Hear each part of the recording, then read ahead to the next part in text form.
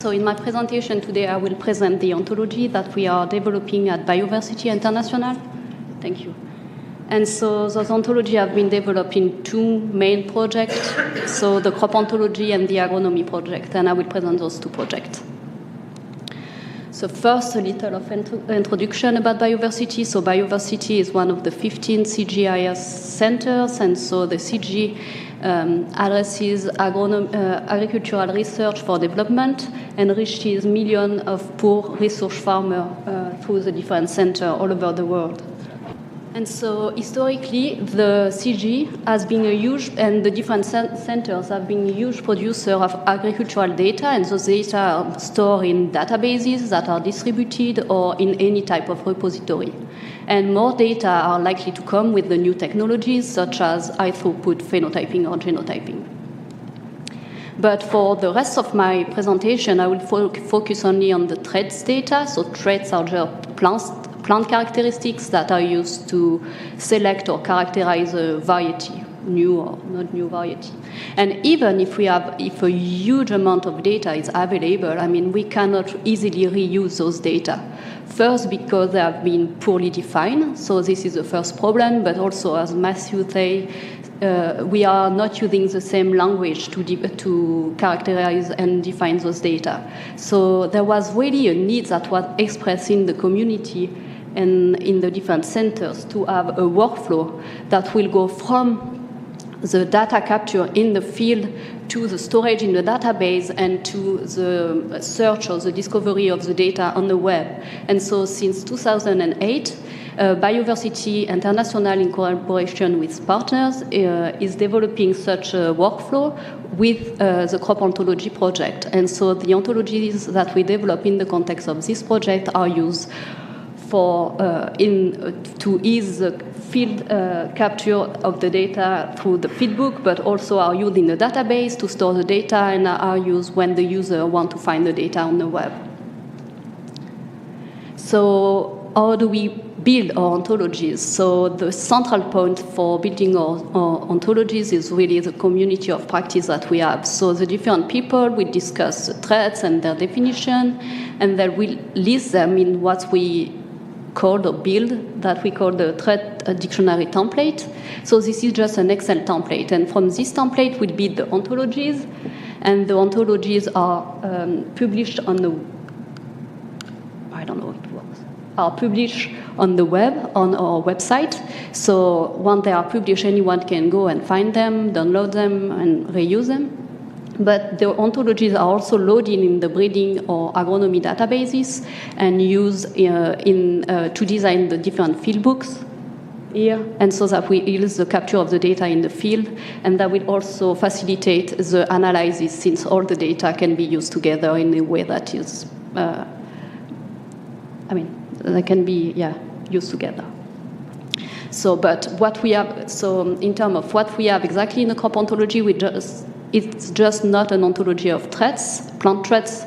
It's more an ontology of standard variables. So each data that is captured in a field is tagged with the standard variable ID. So the variable ID will be the combination of a trait, so what is measured, so for instance the plant age, but also how this trait is measured, so the method, and also how this is expressed, so the scale of the unit of the measurement. So now, every time a data is captured using a feedbook that is easy and using the crop ontology, you know exactly which type of data you have and what you can do with that. So this is our website. So on our website, you will be able to find 21 crop-specific trait ontologies for different crops. So our ontology are crop-specific because the crop ontology have been designed mainly for the breeding management system of the integrated breeding platform. And new ontologies are about to come, such as the sunflower or the cacao ontology. And on the website, as I said before, you are able to download every ontology either as an Excel file, as an ontology file, or you can use our APIs to access the different terms. And if you are a human and not a machine, you can just go on the website and browse the different ontologies, look at the definition, and you will get also information about the community of practice and the people, the curators of the different ontologies. So in terms of content, so I highlighted some threads that are related to the food of the food products. So the breeder are interested in selecting varieties based on different characteristics, and for the wheat, they are interested in selecting varieties based on the dough quality. But they will also, in different other crops, they will select the varieties based on, I don't know, the protein content or the vitamin content, the fiber content, but also stuff like the cooking time or the color of the product. So we have all these data that are available. And so the tool that use the crop ontology, there is all these breeding databases, but also AgTrial, which is a repository for agricultural data set, and the crop-wide relative project. But the crop ontology, so as I said, is crop specific and is also we are part of the Plantium project, which is a big NSF project that Pankaj will present later, and that define the reference ontologies for plants. And on the Plantium website, in the context of the project, we have a lot of annotation, ontology-based annotation for plant genomes, genes, QTL threads, germplasm, different type of data. So there is more data that you can find on these websites that are curated and annotated with ontologies. So the second project that we have at Bioversity is the agronomy ontology. So the agronomy ontology is a new project. It started less than a year ago, I think. And so this is an open source project. Everything is on our GitHub. We reuse the principles of the Obo Foundry. And yeah, so everything is on GitHub.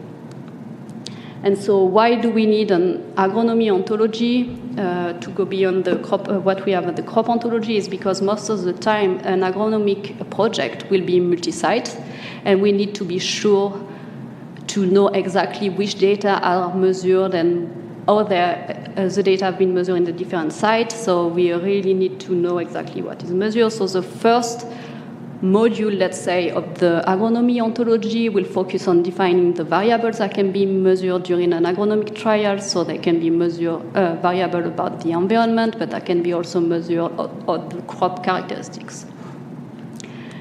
The second important point that we need during an agronomic trial is really the agronomic practices. So the agronomy ontology will defines the agronomic practices because depending on the practices, so either tillage, no tillage, fertilization, non-fertilization, irrigation, no irrigation, we want to know how all of these practices will impact the crops in your field. And the agronomy ontology lists all the practices, but we also provide a list of classes for all the equipment that you also use in the field, such as the tractor or the different implements. And the last important component of the agronomy ontology is related to the field design, the design trial. So we really need to know which design is applied in a different site. So the agronomy ontology also provide a class, or will also provide a list of classes that will allow you to define precisely your trial, your trial in your field.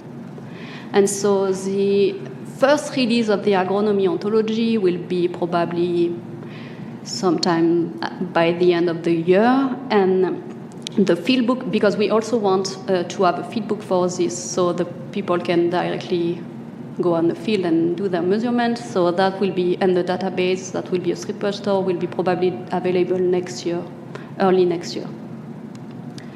So just to conclude, so the crop ontologies and the agronomy ontologies are used to harmonize the data annotation, and our main users are agronomists, breeders, but also crop modelers. What we want to do in the future is also to take into account the farmer preferences for the different plant traits.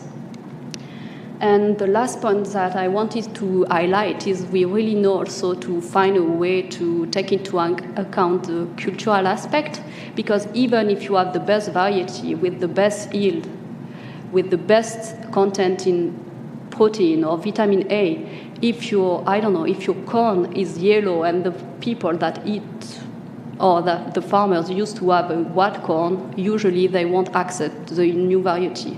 So I hope that the food ontology will be able to to model this cultural aspect of the food. And so that's it. Thank you.